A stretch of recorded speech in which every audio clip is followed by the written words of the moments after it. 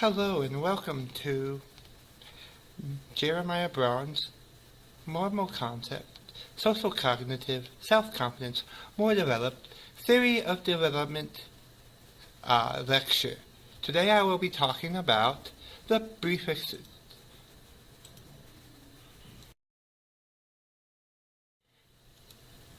Today I will be going over the characteristics of social cognitive theory and how to recognize them. I will also describe what the self-concept theory means and also describe and recognize what the theory of moral development and the stages behind them and how this all applies to the educational field.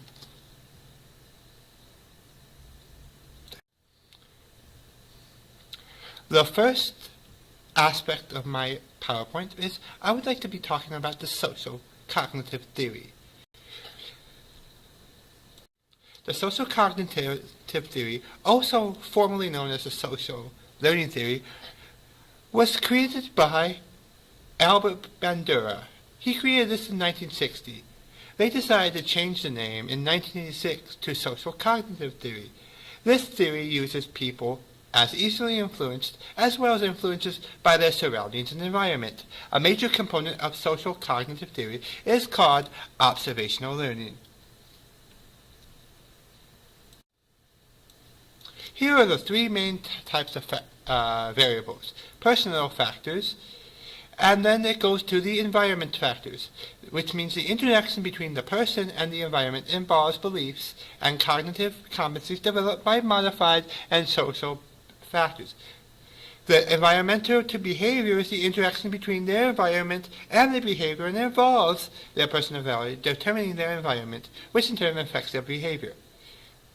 And behavior to personal is the interaction between the person and their behavior is influenced by their thoughts and actions, meaning what you think about yourself is actually what you do.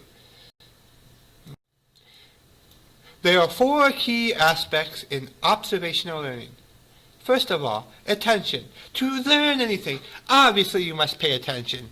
If our kids say they are not paying attention, they're not observing the proper behavior. Retention. The person must retain the information that you have learned in your brain, meaning that they have to actually understand what you are talking about. Reproduction.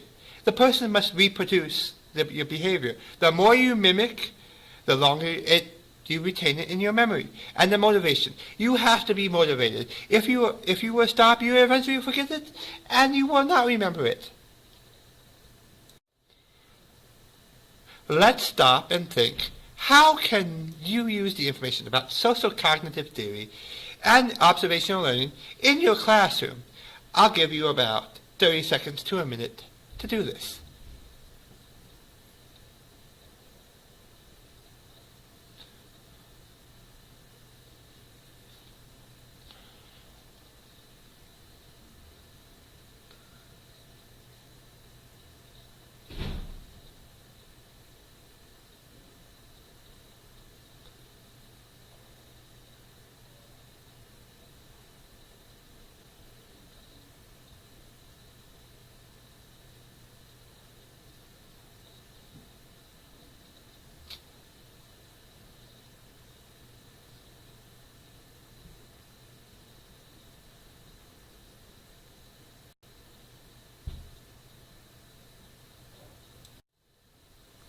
Social cognitivity in the classroom.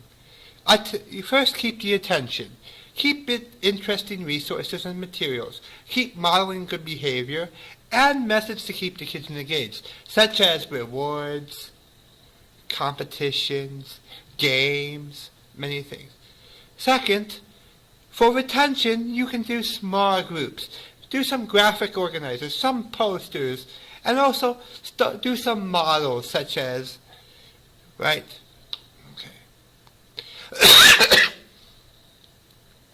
Okay. Reproduction. Catering to student needs.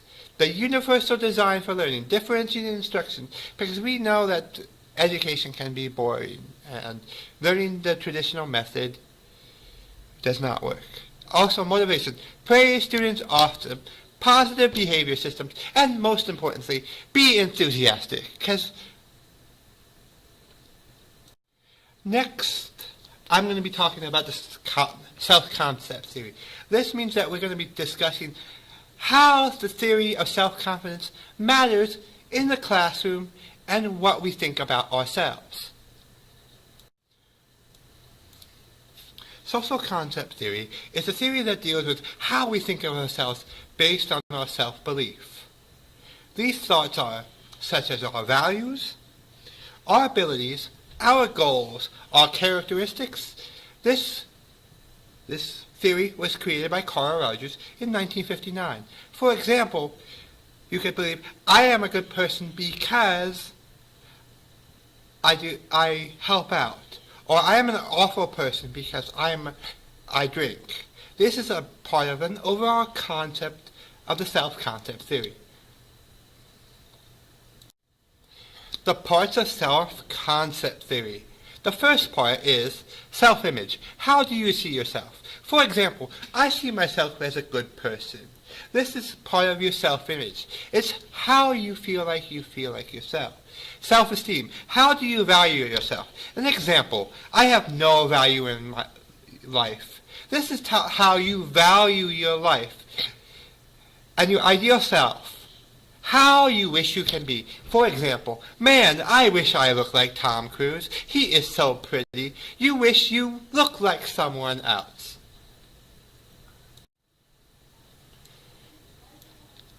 Discussion time. I'm giving you about a minute to think about the discussion theory. How can self-concept theory affect students and in the classroom?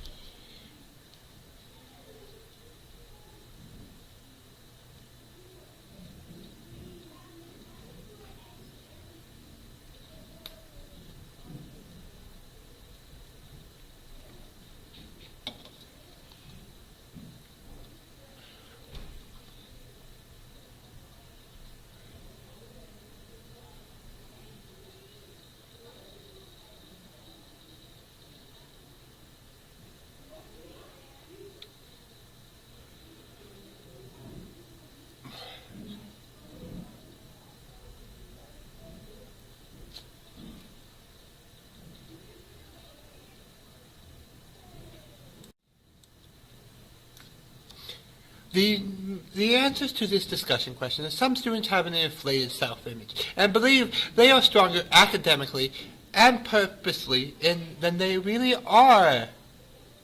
Some students also have a negative image of themselves and prompted by their weaknesses. This will have a negative impact on your classroom and a negative self-image that they have. More importantly, these students are always comparing themselves to each other.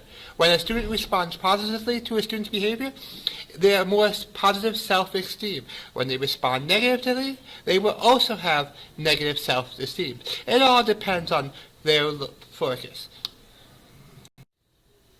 The last theory I will be discussing today will be the theory of moral development. The theory of moral development, created by Lawrence Kohlberg in 1958, is the gradual development of individuals' concept of right or wrong, whether it's conscious, religious values, social attitude, and certain behavior. There are three main levels, with 2 stages in each. Now I'm going to discuss each level of moral development. The first level is pre-conventional morality. Children see rules as fixed and absolute. Avoiding rules equal punishment, meaning that if the child follows the rules, they will get good behavior. The second level is conventional morality. Students beginning to follow rules and respecting authority. The third one is post-conventional morality, which children follows the internalized principles of justice, even if it conflicts with rules. The first level of the theory of moral development is the pre-convention and moral development stages. Stage 1 is the obedience and punishment orientation. This stage focuses on the child's desire to obey rules and obey being punished. If the person is punished, they have must done something wrong. For example, if a kid goes and runs around the classroom, draws all over the place, you punish him, he has done something wrong. Stage 2 is individualism and exchange. At this stage, children recognizes there's not one right view that is handed down by authorities. Different individuals have different viewpoints. The second level is the conventional morality stage. Stage 3, good interpersonal relationships. The child as an individual is good in order to be seen as a good person by others, meaning that if you see that the child is acting well, they are looking for the approval of others. And stage 4, maintaining social order. The child becomes aware of the wider rules of society so that judgments concern obeying rules in order to uphold law and avoid guilt. The third level of mortality stages is the post-conventional mortality stage. Stage number 5, the social contract and individual rights. The child individual becomes aware that while rules and regulations might exist for the good of the greatest number, there are times that they will work against the rules in the interest of particular individuals. Meaning that if a kid is defending another kid, that is stage 5 here. And stage 6, universal principles. People at this stage have developed their own set of moral guiding rights which may or may not fit the law. These principles apply to everyone. Now I'm going to give you a minute to answer this discussion question. How can you promote Kohlberg's principles in moral development in your classroom? I'll give you a minute to discuss.